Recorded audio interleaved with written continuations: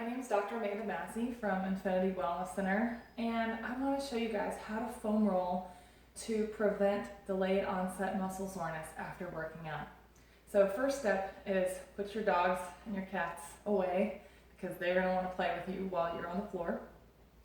Step 2, have a mat or carpet and then get your foam roller.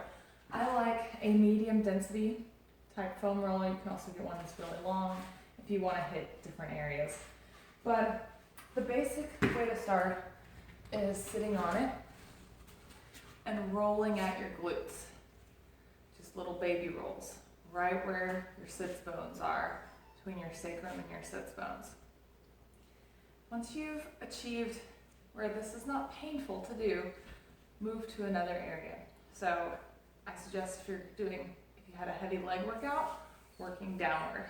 So moving on down and getting your hamstrings.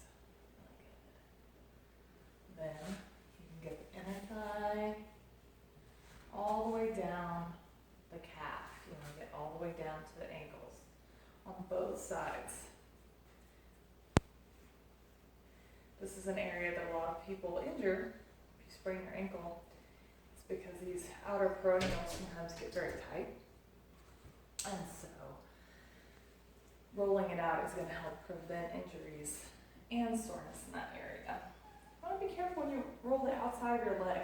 This fascia over here is very thin. You can smush it down into its attachment place. So I advise not rolling that out. I advise instead rolling the front part of your legs by angling the foam roller and rolling this way. Hitting that hip flexor really well. Then, moving on to the back, you're going to sit your butt on the floor, going into a bridge, putting the foam roller right here. Then you can roll up, keeping your abs tight and slowly doing some pelvic tilts to help release the multifid muscles. Then cross your arms and roll all the way up. Doing a little mini sit-up as you go. I hope that was helpful and can help you prevent more soreness as you exercise in this new year. Thanks.